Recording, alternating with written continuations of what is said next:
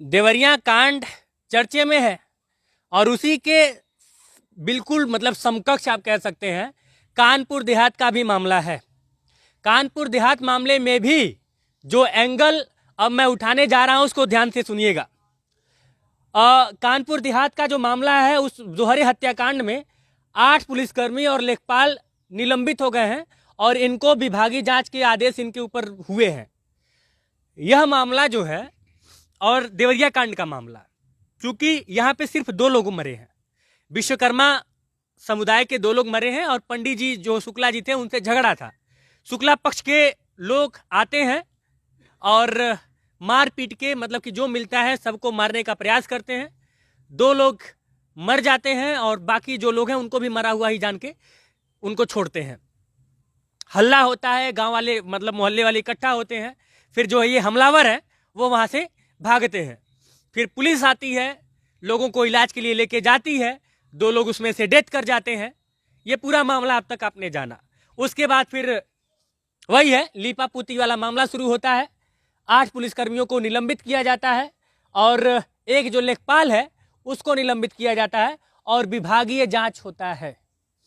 जो ब्यूरोक्रेट्स हैं वो अपने बचाव के लिए ऐसे ऐसे मतलब चीजें बनाए हैं जिसको हम और आप बुद्धि ना लगाएं ढंग से तो समझ नहीं पाएंगे।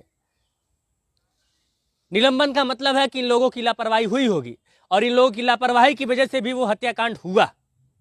पूरा मामला आपको हम बताते हैं। चूंकि कानपुर देहात बहुत ज़्यादा दूर है, मैं पहुंच नहीं पाया, लेकिन वहां का जितना भी अपडेट जो मीडिया रिपोर्ट्स बता रही हैं उसके तथ्यों के आधार पर मैं यह जानकारी आप तक पहुंचाने का प्रयास कर रहा हूं। लेकिन अब देखना यह है कि ये जो ब्राह्मण नेता, यादव नेता, विश्वकर्मा नेता, खैर विश्वकर्मा नेता इतना बड़ा कोई मेरे सामने मुझे अभी तक जानने में नहीं है।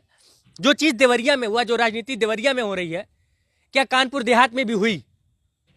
ये तमाम एंगल है और इस एंगल में नेताओं की गलती नहीं है। नेता मौका ढूंढते हैं, हम और आप कब इसे जातीय रूप दें, उसके बाद उसी का फायदा उठा के नेता इन्वॉल्व हो जाते हैं किसी मैटर में और उस मैटर को अधिकारियों के जो अधिकारी उसमें अगर दोषी होते हैं वो बेचारे धीरे से किनरा जाते हैं, बच जाते हैं। बेचारे क्या ही कहूँ उनको। सारा कुछ ब्यूरोक्रेट्स जो हमारी पॉलिसी मेकिंग डिफेक्ट है उसी की वजह से सारी चीज़ें होती हैं। दरअसल कानपुर देहात का में गजनेर में शाहजहांपुर नियामा है। शनिवार को वहाँ पे दोहरा हत्याकांड होता है और मामले में लापरवाही बरतने वाले इंस्पेक्टर व 2 सब इंस्पेक्टर समेत 8 पुलिसकर्मियों को निलंबित कर दिया जाता है। कानपुर देहात एसपी BVGTS मूर्ति बताते हैं कि शाहजहांपुर नीनाया में 2 पक्षों में विवाद की जानकारी होने के बाद भी गजनेर पुलिस द्वारा लापरवाही बरती गई। घटना वाले दिन विवाद की सूचना पर PRV मौके पर गई। इसके बाद भी विवाद कर रहे लोगों पर कार्रवाई नहीं की गई। इस लापरवाही पर थाने के प्रभारी निरीक्षक संजेश कुमार, पामा चौकी प्रभारी कौशल कुमार, UP 112 के उप निरीक्षक विशुन लाल, मुख्य आरक्षी कमल सोनकर, अमर सिंह, रविंद्र सिंह, नरेश प्रजापति, ब्रजेंद्र पाल को निलंबित कर दिया गया है।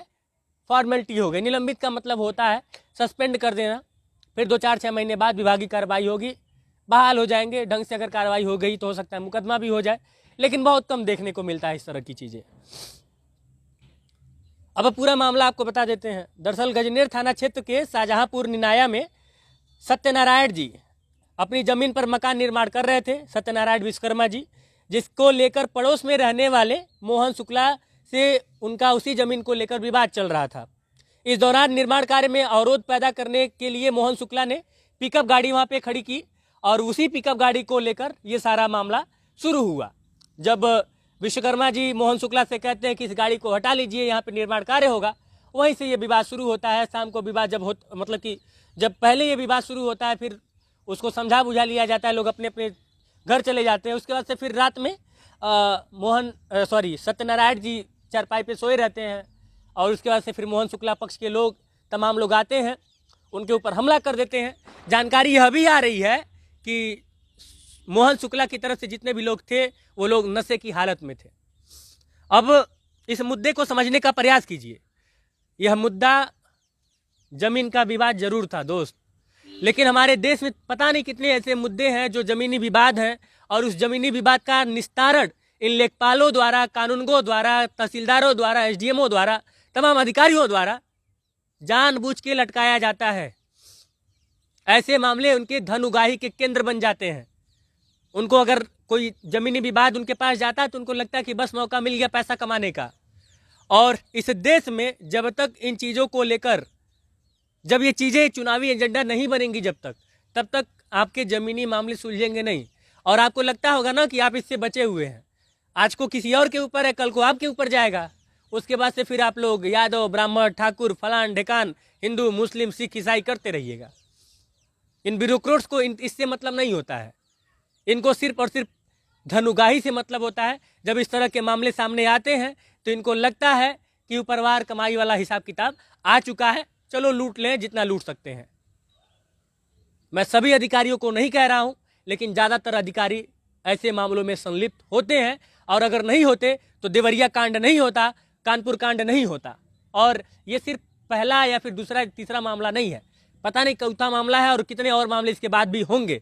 और ये सब कुछ होगा हमारी और आपकी बेवकूफ़ी की वजह से। हमारी और आपकी जो संवेदनाएं हैं जात के नाम पर मिट जाती हैं, उसकी वजह से ये सारी चीज़ें हो रही हैं। बाकी कानपुर देहात के मामले में आपकी क्या प्रतिक्रिया है, और क्या ब्राह्मण के नाम पे मोहन शुक्ला को कोई ब्राह्मण नेता बचाने जाएगा? ये तमाम सवाल हैं। कमेंट बॉक्स में जवाब जरूर दीजिएगा। जय हिंद।